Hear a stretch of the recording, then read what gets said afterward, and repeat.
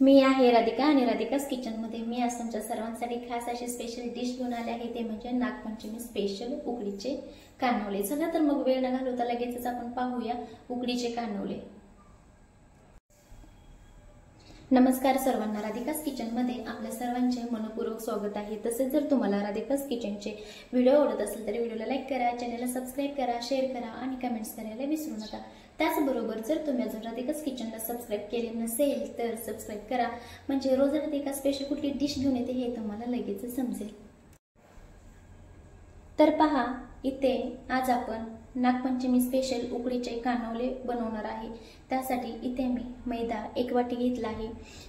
खूप ठिकाणी गव्हाच्याच बनवल्या जातात, पण आज मी तुम्हाला इथे खुसखुशीत मैद्याच्या उकडीचे कानवले कसे बनवायचे ते दाखवणार आहे। तर 1 वाटी मैदा घेतला आहे, तिथे मी गरजेनुसार गूळ घेणार आहे, पण इथे मी गूळ खिसून घेतला आहे आणि तिथे मी अर्धा नारळ ओला खिसून घेतला आहे। इथे चवीनुसार मीठ घेतलं आहे, थोडंसं तेल घेतलं आहे आणि 1 चम्मच तूप घेतलं आहे। चला तर मग लगेचच आपण रेसिपीला सुरुवात करूया। तर पहा, इथे मी बाउलमध्ये मैदा काढून घेतला आहे आणि इथे आता आपल्याला तेल घालायचं आहे। त्यासाठी तेल मी इथे कडकडीत गरम करून घेतला आहे। खुसखुशीत होण्यासाठी इथे तेलाचा वापर करायचा आहे आपल्याला। तर त्या अगोदर आपण मैद्यामध्ये घालून घेऊया 1 चिमटभर मीठ आणि इथे छान असा मैद्यामध्ये मीठ मिक्स करून घेऊया। मैदा एकदम बारीक चाळणीने चाळून घ्यायचा, म्हणजे त्याच्यामध्ये जी घाण असेल ती निघली जाते। आता मीठ छान असं चोळून घेतलं आहे पहा। आता थोडंसं पीठ असं पसरवूया, म्हणजे ह्यावरती तेल घालूया जे आपण गरम करून घेतलं आहे ते। खूपच गरम आहे। आता हे छान असं चमच्याने मिक्स करून घेऊया। इथे हे स्किप करायचं नाही, आपल्याला तेल घालूनच घ्यायचं, जेणेकरून इथे आपण मैद्याचा वापर करत आहे आणि एकदम सॉफ्ट होण्यासाठी आपण ही प्रोसेस नक्की करायची। आता इथे थंड होण्यासाठी 1 ते 2 मिनिटं मी वाट पाहणार आहे आणि थंड झाल्यानंतर आपण छान असं मिक्स करून घ्यायचं आहे हाताने, सगळ्या मैद्याला चोळून घ्यायचं आहे ते। तर पहा, छान असं मी मैदा आणि तेल छान असं चोळून घेतलं आहे। आता यामध्ये आपल्याला थोडं थोडं करून पाणी घालून छान असा घट्टसर गोळा तयार करून घ्यायचा आहे।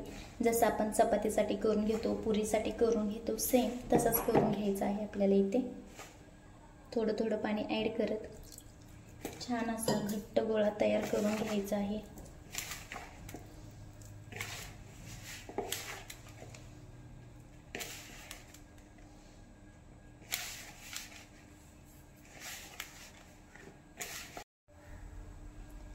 तर पहा, छान असा घट्टसर गोळा तयार करून घेतला आहे आणि आता हे आपल्याला साईडला ठेवून द्यायचं आहे आणि आता आपण सारण तयार करणार आहे। तर पहा, यामध्ये अगोदर आपण खोबरं भाजून घेऊया।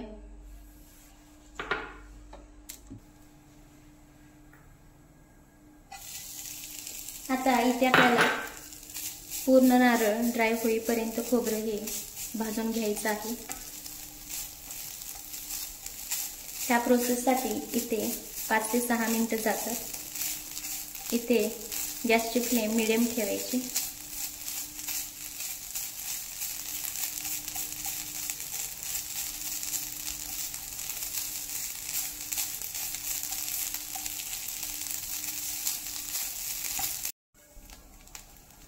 तर पहा, नारळ इथे छान असा ड्राय झाला आहे। आता यामध्ये आपण गूळ घालून घ्यायचा आहे। इथे तुम्हाला हवा तेवढा तुमच्या गरजेनुसार कमी जास्त गूळ करू शकता।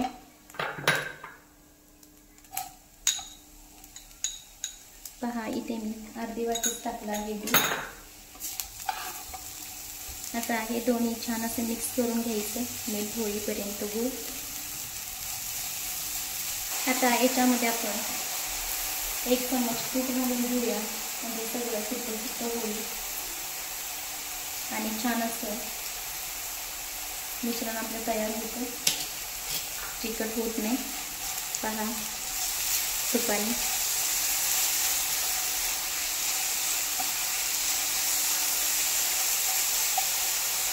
जे गूळ आणि खोबरं एकत्र चिटकून राहतं तूप टाकल्यानंतर छान असं मोकळं सुटसुटीत होतं.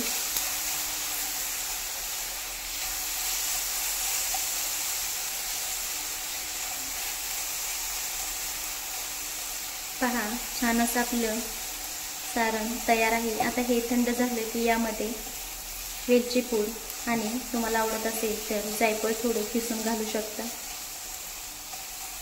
आता इथे गॅसची फ्लेम आपल्याला बंद करून सारण काढून घ्यायचं आहे एका दुसऱ्या भांड्यामध्ये. तर पहा, इथे जो आपण आटा मळून घेतला होता त्याचे मी छान असे गोळे तयार करून घेतले आहेत. पहा, छान असा मळून. आता हे जे छोटे छोटे आपल्याला लातांबी तयार करून घ्यायचे आहे. आता मी प्लॅटफॉर्मवरतीच थोडंसं पीठ टाकते आणि लातांबी छान अशी लाटून घेते. आमच्याकडे याला लातांबी म्हणतात, तुमच्याकडे काय म्हणतात मला कमेंट्समध्ये नक्की सांगा. इथे जास्त मोठे आपल्याला करून घ्यायचे नाही आणि जास्त पातळही करून घ्यायचे नाही. पहा, खूप छान असे आपल्याला लाटून घ्यायचे आहे. आता इथे मी आपण उकडीची करणार आहे तर एवढी साईज आपल्याला खूप आहे. पहा, आता मी सेम ह्याच प्रोसेसनी बाकीच्या सगळ्या लाटून घेणार आहे. आता पहा, मी छान अशा लातांब्या लाटून घेतल्या आहेत आणि आता यामध्ये आपल्याला सारण घालून घ्यायचं आहे. इथे जितकं सारण बसेल तितकंच घालायचं, ओव्हरलोड काही करायचं नाही. पहा, आणि इथे छान असं दुमडून घ्यायचं. पहा, आता इथे छान असं पॅक करून झालं की ह्याला एक मुरड येते तर ती मुरड घालून घेऊया. पहा, पहिल्यांदा हे खेचून थोडं इथे जॉईंट करायचं, पुन्हा क्रॉसमध्ये सेम आणि जवळ घ्यायचं हे मुरड. पहा, एक डिझाईन करून घ्यायची असते. हे फक्त नागपंचमी स्पेशलच होतं, इतर वेळेस कोण केलं जात नाही जास्त. आणि पहा, छान अशी आपली मुरड घालून करंजी तयार आहे.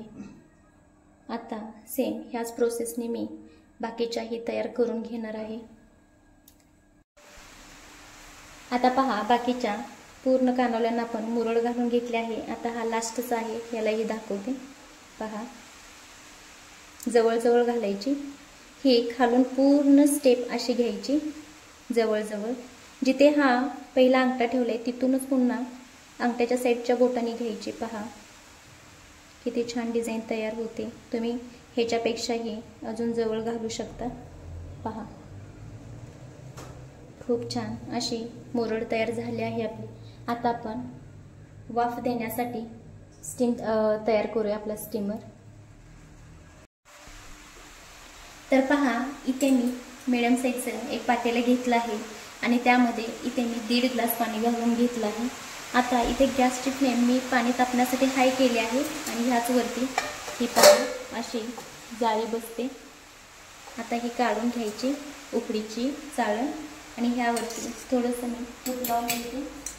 पहा, जेणेकरून आपले जे कानोले आहेत ते त्याला चिटकू नयेत म्हणून. आता पहा, ह्याला तूप लावून घेतलं आहे तर पाणीही आपलं गरम होत आहे. आता यामध्ये मी आपले कानोले छान असे लावून घेणार आहे. थोडं अंतर लांबच आपल्याला ठेवायचं आहे, एकदम चिटकवून ठेवायचे नाही.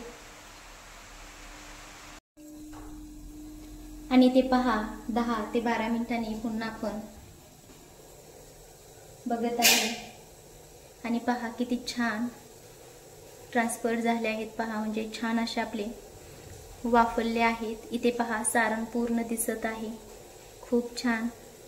आता आपण हे काढून घेऊया थंड झाल्यानंतर. इथे गॅसची फ्लेम बंद करून घ्यायच्या आधी जर तुमच्याकडे वेळ असेल तर इथेच थंड होऊ द्या आणि जर तुमच्याकडे वेळ नसेल तर तुम्ही ही हाताची काळजी घेऊन हे चाळण काढून पुन्हा मग आहे तसं तूप लावून पुन्हा दुसरी बॅच घालू शकता.